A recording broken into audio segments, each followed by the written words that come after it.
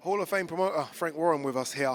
Frank, I said off camera, this is just incredible how big this is. It's incredible. I knew it was going to be big because it's Francis Ngannou, it's Tyson Fury, it's going to be big. But when you walk in and see the amount of media here, I mean, even you must be slightly shocked when you were on stage and you looked over at the media. I said at the time when this was put together, this would be the biggest event I've been involved with. And that's how it's turning out, and it will be. You know, whether people like it or not, and there are a lot of people who do like it, and there's a lot of media here, as you say, and they're here for a reason. Yeah. You got a guy whose program is the #1 Netflix, the biggest audience they've ever had apparently for the UK with Tyson.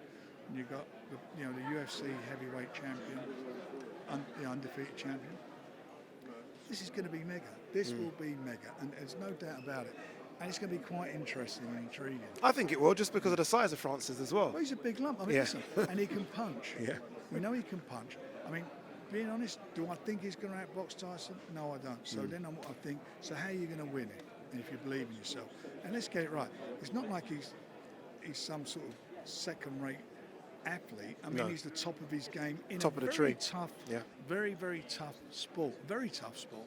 So I think he's going to obviously try and put Tyson out of his stride. He's going to try and rough him up.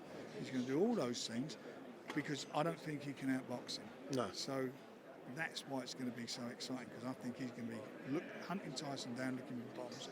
And Tyson's style over the last 3 or 4 fights, he's gone from that sort of boxing to standing and he likes to have it, doesn't he? Yeah, he likes to show he can do everything. I think it's going to be a real shootout, and I think it's going to be interesting like last. Yeah. So many people are talking about Francis Ngannou's story in this, and I get it, right, where he's come from. Does it surprise you about Tyson Fury's come up, though? Like, Tyson Fury's come up in the last 5 years. I mean, for a guy that was out of shape, we know it was going through personally, mentally. What he's done, selling out Wembley, Tottenham Stadium, now this, he's ticked every box as well. Well, he has, and you know, when you think when he came back, he was like 10, 11 stone overweight, and had we got 2 sort of wins, and then he went straight into that big one with the hardest puncher in the world at that time, and probably statistically the hardest puncher in the last 40, 50 years. Yep. In Deontay Wilder, and that tells you the measure of the man. And he's not fazed by anything, and it's become I think for someone who's had all the problems he's had, the drug drug abuse, the boozing, the depression, real suicidal thoughts. I think he's done tremendously. He well has, for himself. honestly. It's an inspirational story. It really has.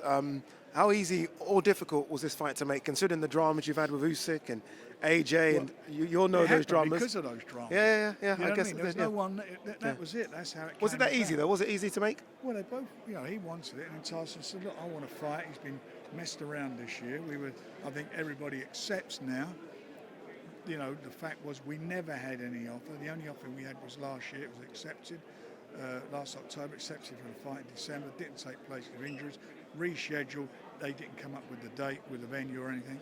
And we tried to get it on and made it and do it. Now, they have nowhere to go. So we tried hard, and then this is why we are where we are on the 28th of October. So when we get this fight out of the way, and if Tyson comes through like I believe he can, I think everybody's going to be happy with what we tried to do. Yeah. Is there still big ambition to make those Usyk and AJ fights? Yeah, absolutely. Yeah. I don't know about AJ so much because it's been such a pain in the arse dealing with him. When he was given a golden opportunity.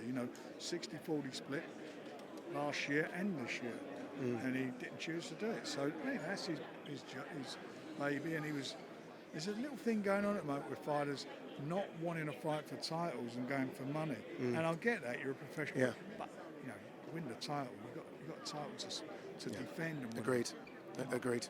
I heard Dev say on stage, this is the biggest fight that you've ever done, and you've put on some big shows, right? You've done stadiums, you've done fights in America. I grew up watching the fights you put on with Ben and Eubank, etc. Naseem Hamed, Amir Khan coming through. Is this the biggest one? Yeah, it will be the biggest event I've ever been involved with, bar none. How does that make you feel?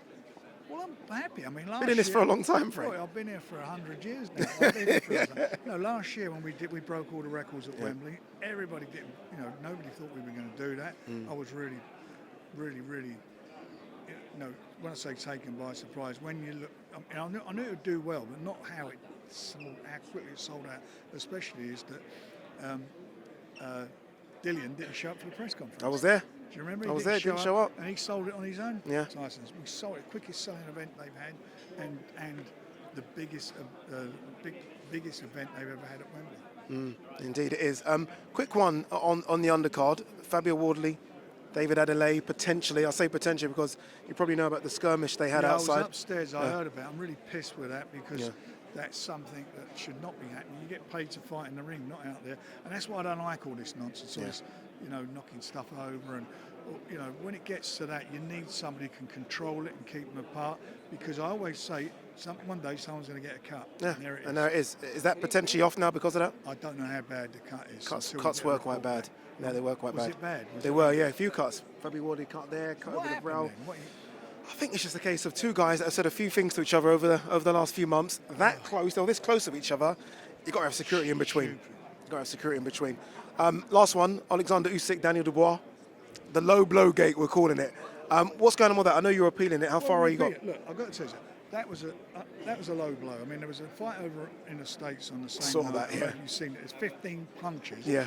And they were worse than the shot that Daniel had. That weren't, fighters today wear their shorts high.